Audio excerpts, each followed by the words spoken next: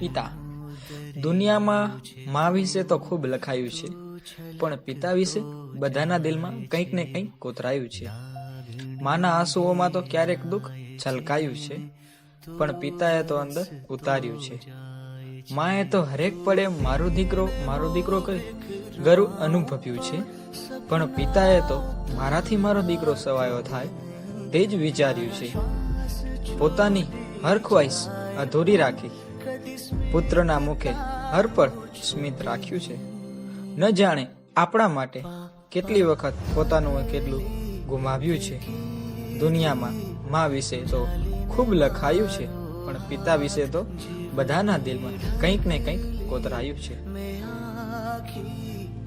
રાખી છે તારી કાજ